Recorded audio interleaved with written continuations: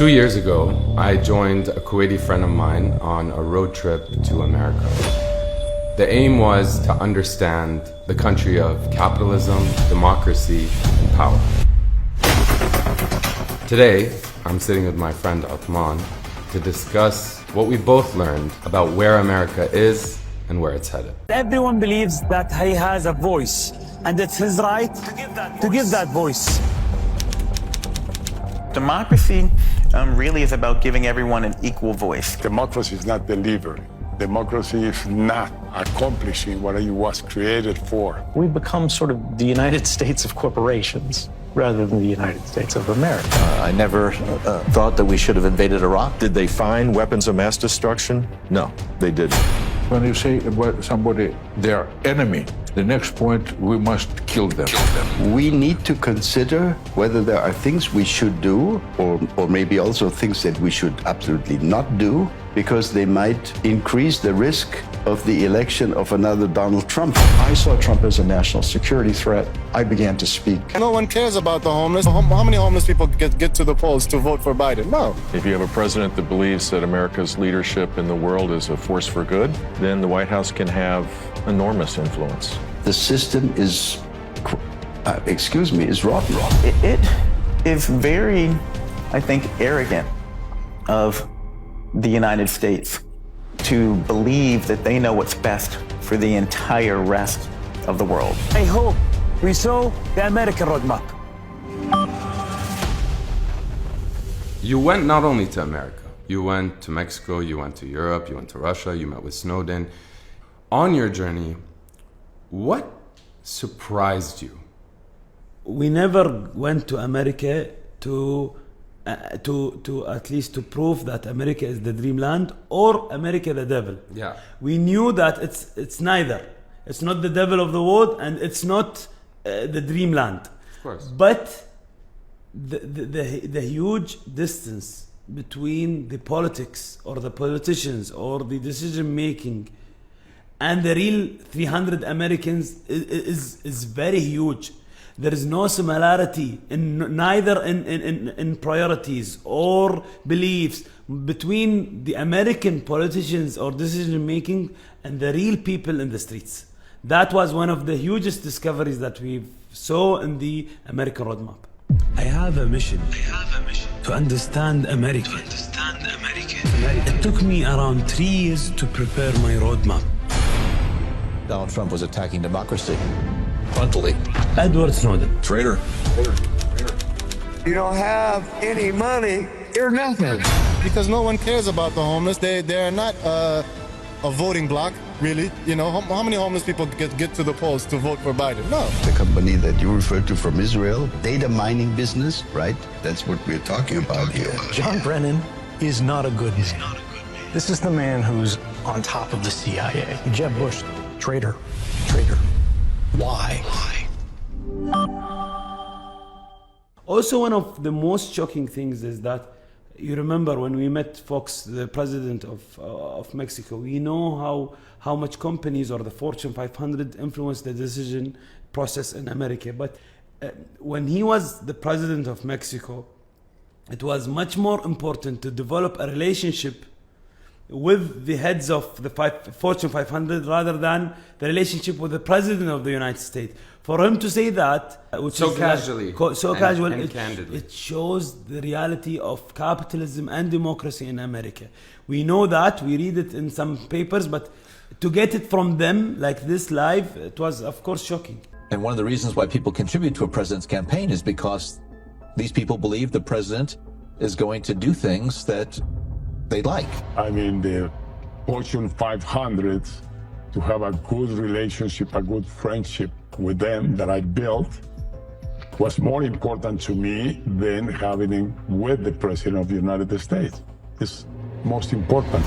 maybe the more important question, why did you feel it was important to make this journey? Look, you know, Ahmed, very well that we had several goals for this documentary. And some of those goals, at least we claim that we've achieved after what we've been hearing from people in the last week. One of those goals were, isn't it time to see a documentary that we've been used to see from the West, documenting what's happening in the Middle East? Isn't it the time we go there, investigate the reality there, reflect what we see through our eyes?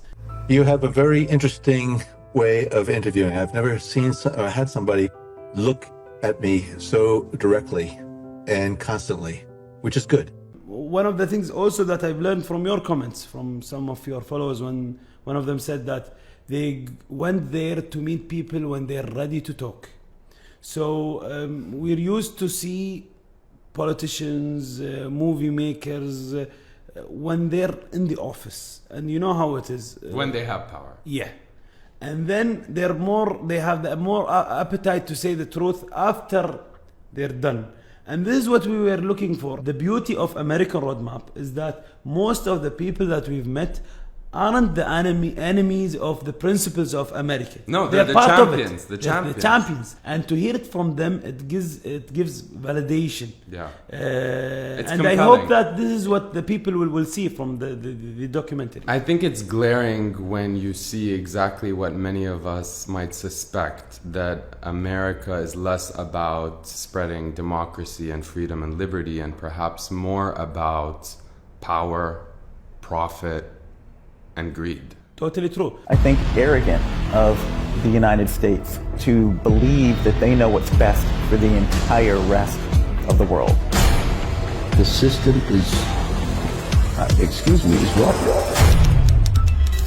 In the second episode, which we're talking about today, is that those 6 different episodes, every one of them approached those principles from a different perspective. So in the second episode, we focused on how certain liberties are highlighted just to promote that America is different than China. Especially now, they're looking very same, highlighting certain areas where it shows democracy. But when you go deep into what matters, it shows exactly the opposite. That is relevant even today, what's happening in Palestine on 7th of October, right? So 11th of September happened. Mm-hmm. There is no decent Muslim or Christian or Jew that disagree with that. What happened is a tragedy, right?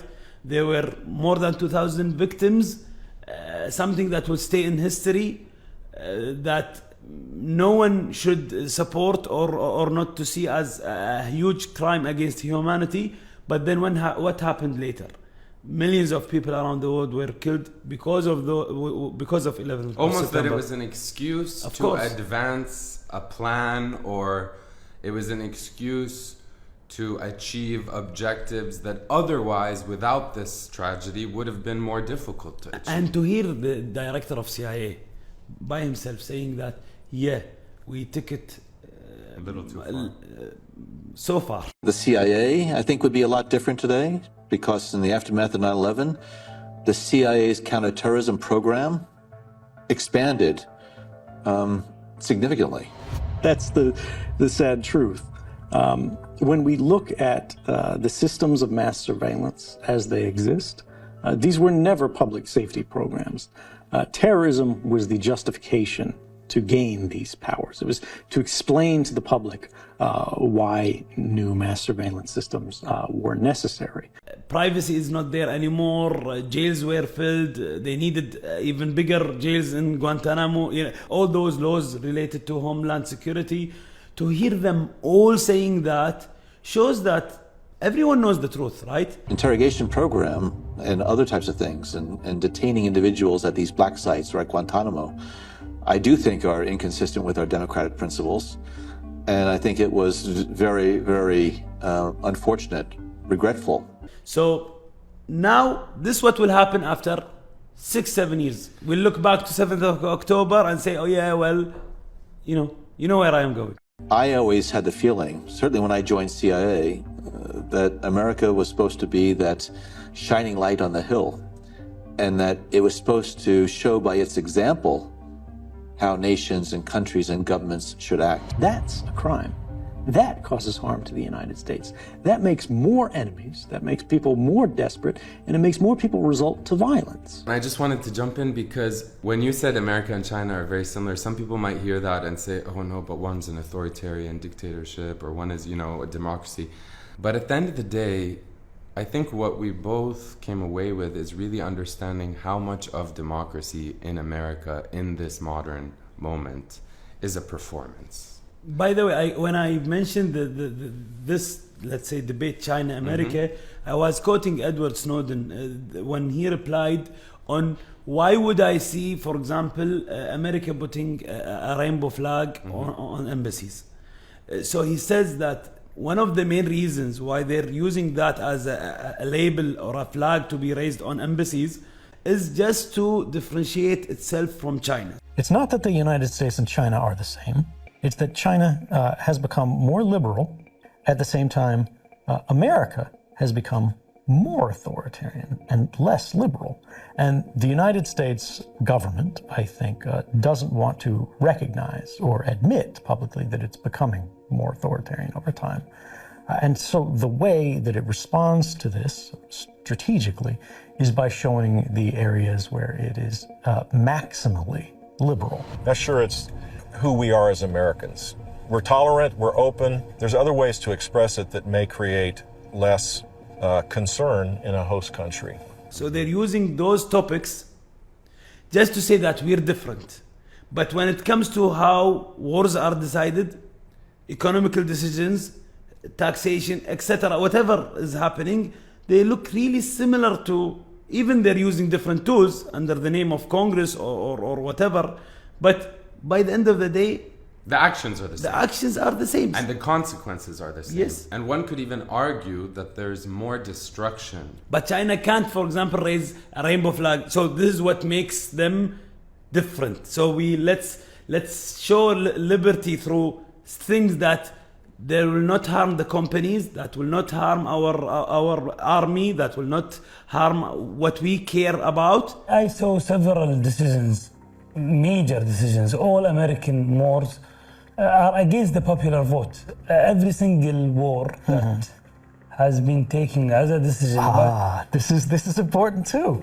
The question is, what does it cost the people in power?